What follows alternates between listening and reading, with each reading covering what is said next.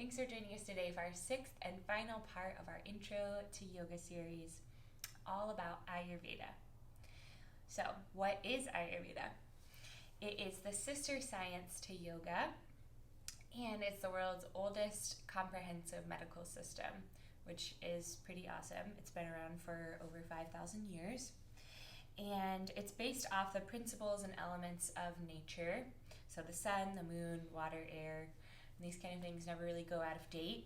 Pretty much been the same since we've all been around, minus our human impact on them.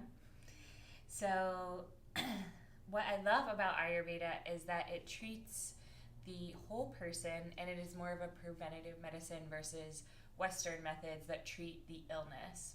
So Ayurveda likes to treat preventatively and notice when things are subtly imbalanced, which is easier to correct than when it comes to, man, I already have a disease, I already have cancer. That's treating the worst case scenario. So Ayurveda tries to get it before it gets to that worst case scenario point.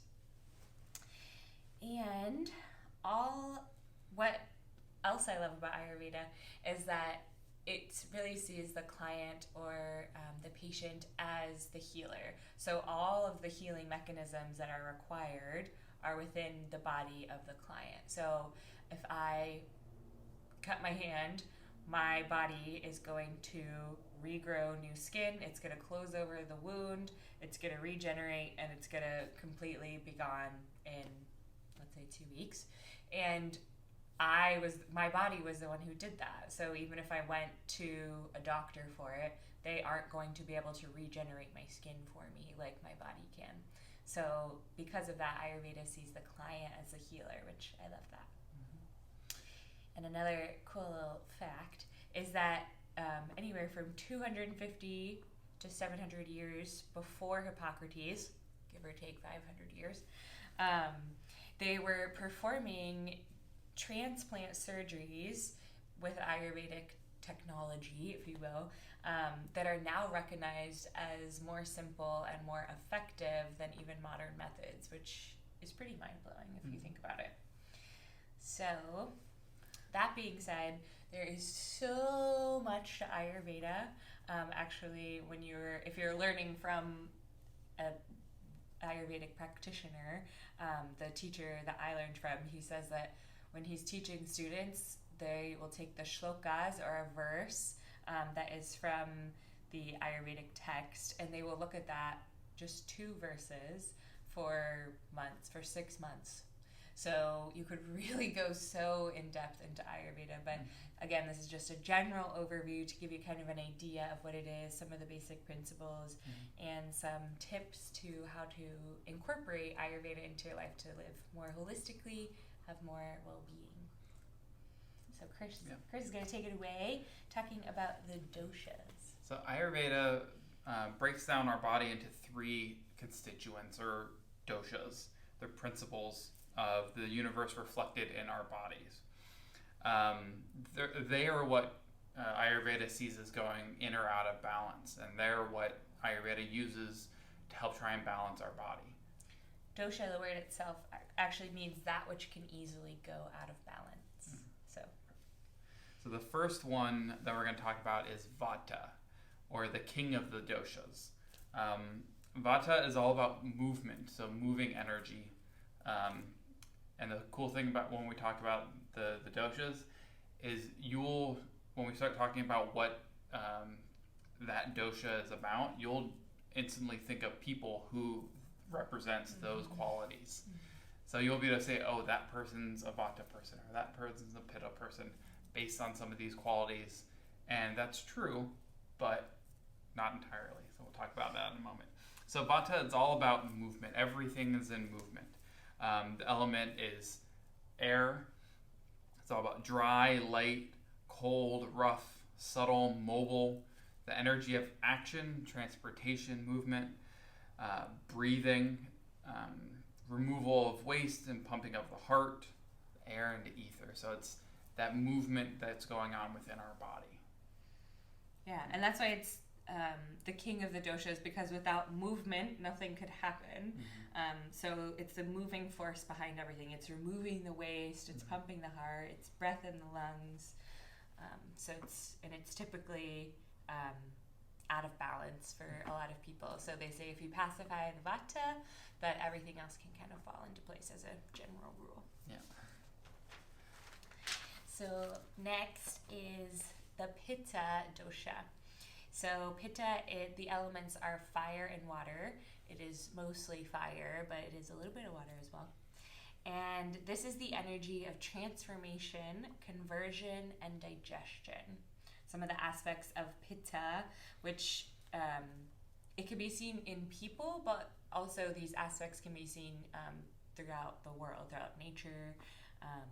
So those aspects of Pitta are oily, sharp, hot, moving, liquid, and acidic. So this dosha helps us to think, it helps us to discriminate, and to be confident, just to name a few. So the third of the three doshas is Kapha. So Kapha is water and earth. So it's that heavier side of the aspect or of the elements. It's the energy of construction, lubrication, nourishment. So the Kapha that's in everybody is like the structure that holds up your body. It's the thing that supports. It's the moist, cold, heavy, dull, soft, sticky, and static. The aspects are the patience, grounding, and stability to your mind. So there's like a general visualization for all of the different, for all three doshas. So a Vata person is someone who's tall, thin, lanky usually. And when you think of Vata, so because the element is air, think of someone who is an airhead, or their head is in the clouds. Those kind of terms are really applicable to the doshas, which I find so interesting. So when you think of someone who's Pitta, that's more of your athletic build. Someone who has like bigger thighs or calves, they're more prone to do sports, or prior to sports they were just more athletic, more like running around, or they would be like your hunter. And they're usually pretty lean because they have a lot of fire, so it's digesting a lot. They can like eat a ton of food and not gain a bunch of weight. More muscular, has a bigger build just as far as musculature goes. Yeah, it kind of goes gradually. So Vata is very like thin and can be brittle, and then Pitta is stronger and bigger, and then even bigger than that is Kapha. So it's your bigger body build. And it's people that tend to carry a bit more weight with them. They're just a heavier stance. That's a slower digestion because the Pitta is lower. And so these kind of people, I like the picture that comes to mind is a medicine woman, that she has a bigger build, she holds more weight on her body because she is the one that's doing the nourishing, she's taking care of everybody. That the Kapha energy, because it's the earth element, it's caring, it's nourishing, it's very sweet, very loving, like wants to give you a hug. And the Pitta is more of the like, let's get it done, let's go, like move it on out, like very like high energy. So just to give you some compare and contrast. So when we talk more about our these doshas, the Vata, Pitta, Kapha, and how they are in our bodies, we talk about our constitution, or as Ayurveda calls it, our Prakriti. So our Prakriti is the constitution or the balance of these three doshas at birth. And once we have our Prakriti is the same throughout this body. So for our whole lives, our Prakriti, the base constitution balance of these three doshas is going to be the same. And what we often see manifest is our Vikriti, our imbalance.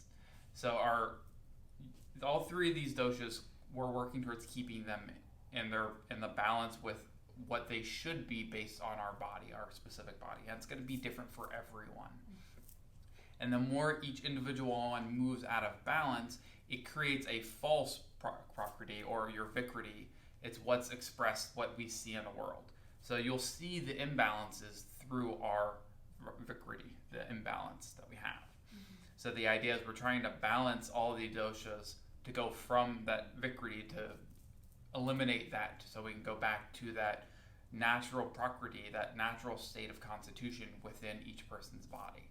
And that's going to be different for everyone, so the ways that you do that are going to be different for everyone. And what, like Carrlee said, it's all about allowing your body to do the healing. So setting your body up in a space that allows it to do the healing for each of the aspects that it needs to. And often the first and the most important is digestion, because that touches all three of the doshas. If your kapha is too heavy, it helps move stuff around. Your pitta is all about digestion, and your vata is all about the movement of it. So that's one of the first aspects they talk about and ask you questions about. It's how's your digestion? How are your bowel movements? It's a little awkward that that's the first thing you talk with the Ayurveda practitioner is. It's how's it going down there? How are your poops?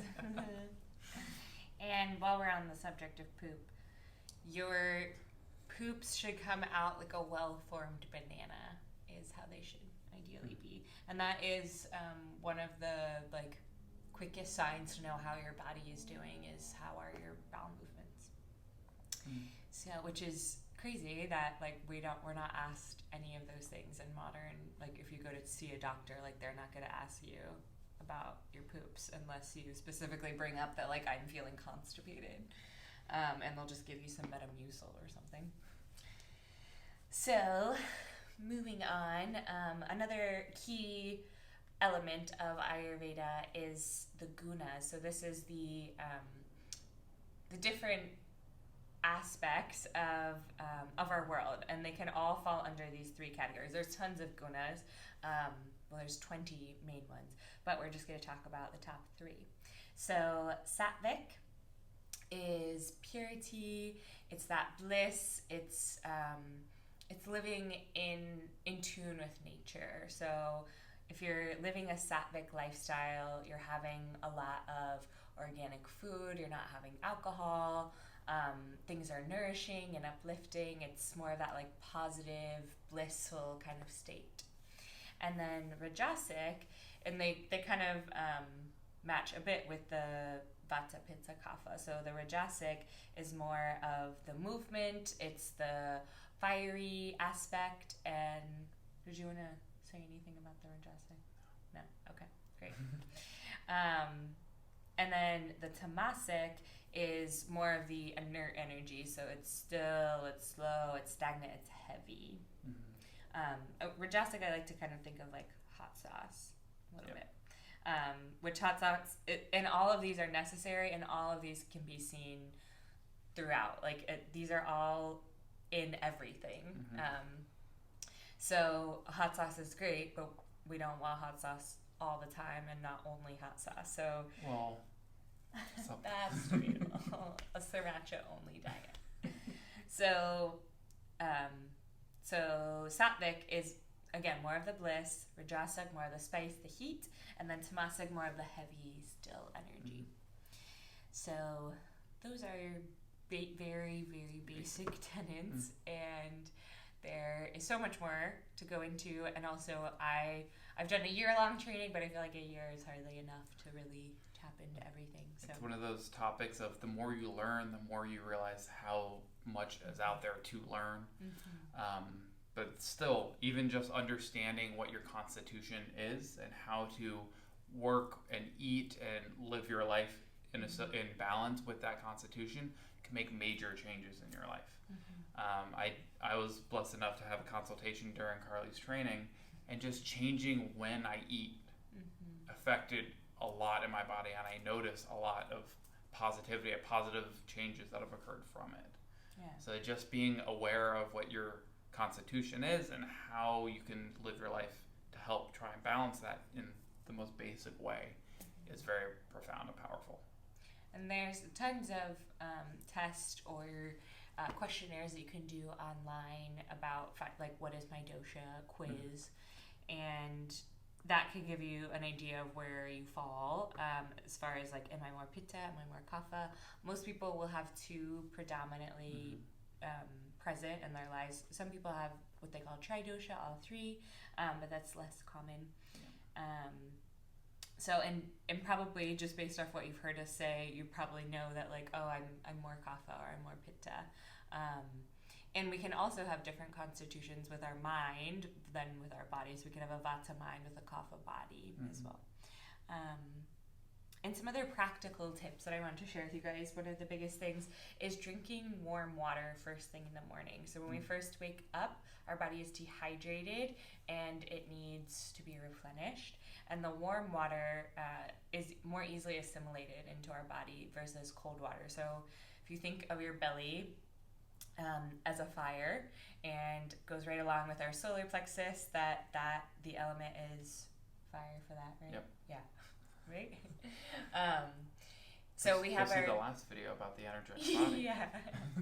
So we have our digestive fire, and if you think of fire, if you pour some cold water on it, it's going to put it out. If you pour water on it in general, but with our digestive fire, it's hot. So when we pour something cold into it, then our body has to work even harder just to heat up that substance so that it's the right temperature to then take in the nutrients from whatever it is, whether it's ice cream or ice water or iced tea or something. So ideally, do not drink anything cold and don't eat anything cold is what Ayurveda would say, because your body has to work harder to just get the nutrients from it. So those are just a couple of tips. And another thing that I love about Ayurveda, like I said earlier, is that it follows the principles of nature. So as the seasons change, so should our diet, because we're eating what's bioavailable. And along with that, as the sun rises, it's its highest point at midday, and that's also when our digestive fire is the highest. So that's when we should be having our biggest meal. So having a small cooked breakfast, like oatmeal or even just stewed apples, something warm that's easily digestible. And then having your largest meal at lunchtime.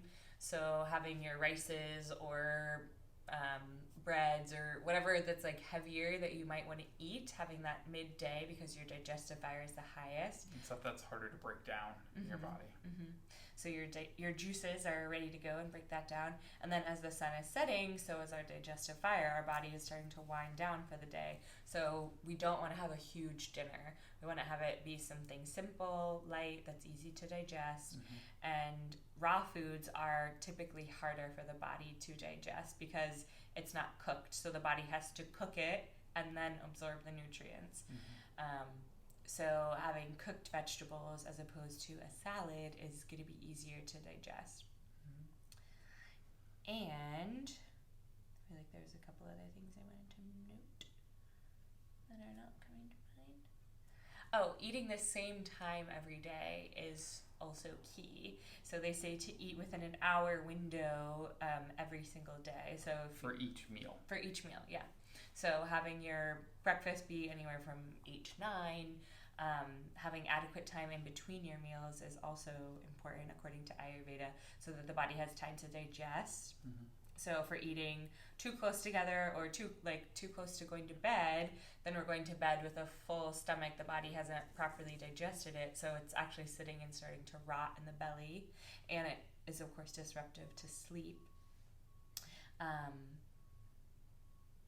So eating within that same time frame every day can be helpful because your body is kind of like a factory. So if the factory is open and it's ready to receive food and you feed it at that time, then that's when it's going to break down the food the best. But let's say the factory is closed and you pour a bunch of food on it, well, then it's not going to digest it very well because all the workers aren't there to it's break just it sitting down. outside and starting to rot before the body factory opens. The body is able to start processing it again. So it's contrary to how we normally eat as a society, is that if we normally eat between 12 and 1, but today we're really busy and it's 3 o'clock, I haven't eaten yet, oh, I'm so hungry, I'm going to eat a huge meal.